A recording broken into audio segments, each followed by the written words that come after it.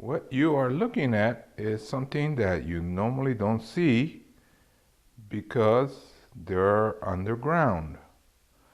This is the rhizome of a black bamboo. And let's go ahead and study a little bit more about bamboo in general. This is remnants of the escaped bamboo rhizome from a 15-gallon can. I make maybe a dozen or so bamboo in 15 gallons for landscape use. I don't like doing it, but there's just enough demand that I grow some. But what happens with bamboo is it will not stay confined. Out of the drain hole comes out and it re-establishes itself. But anyway, that's what I did. It was when I cut this part, which was the 15-gallon on this side, and then this is the part that was in the ground. And there was no indication that it had escaped. It was all hidden with soil. And when I cut it, I popped this out and it kept getting longer. Actually, it was much longer than this, but this has been cut too. But there will be enough examples here so that I could show you exactly what happens with is actually just a grass. So they spread almost like a Bermuda grass. But there is, I think, a mystique. People love the concept of a bamboo grove. I have groves where people like to stroll through and they find that fascinating. Bamboo groves are beautiful, but they also could get out of hand. And by the time you'll hear my explanation of what's happening, you'll understand why. Kind of a lazy plant. They go where there's water and fertilizer, and it just keeps going in that direction. I have seen personally a bamboo grove on one side of a driveway, and it will go under the driveway, sometime 24, 30 feet to the other side if there is more water on the other side of the driveway than on the side that it's at. So it could be very invasive, yet if you keep the area around the bamboo well watered and fertilized, it'll stay put. Now as I turn it, this is the top. This is the top. And there was soil like this, and then I dug it out and washed it. And what you should be watching for is this little thing right here. This little pointy thing is what's going to be the next bamboo that will shoot up.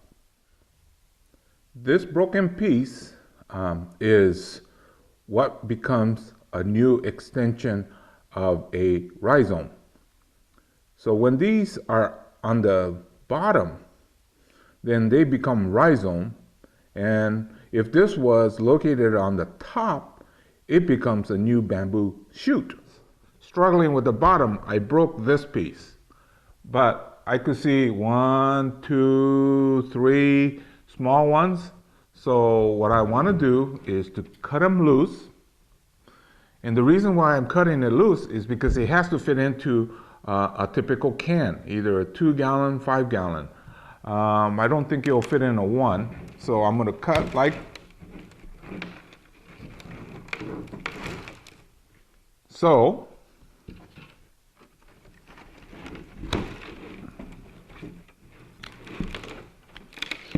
Another one.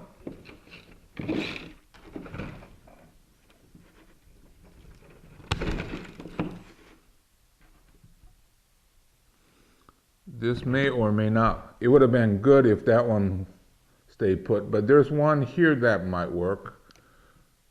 What I'm looking for is one that we could do upside down.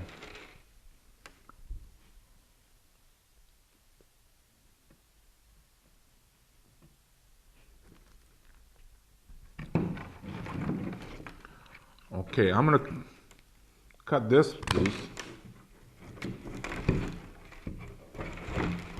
Okay, this was the top, but there's some new shoots here. So I'm going to plant this upside down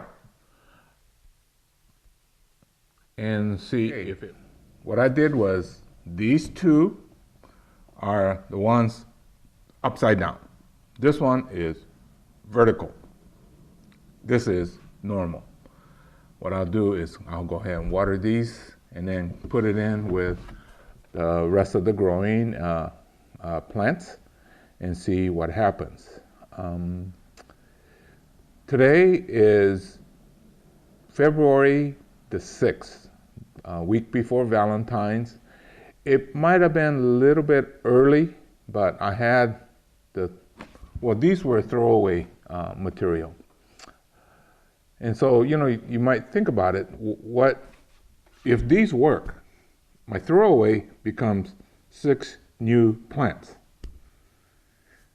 Those of you that have the bamboo grove that you're trying to get rid of, every time you cut and these pieces are left, they'll continue to grow. That's the problem when you have a grove that you're trying to get rid of or contain.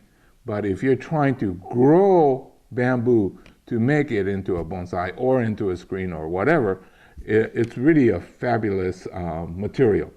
So only thing we could do now is to wait, but the wait shouldn't be too long. Probably towards March, April, somewhere in that neighborhood, we'll know if it made it. So it's not like some of your other projects where you might have to wait years. This is just a matter of months and you'll find out the results.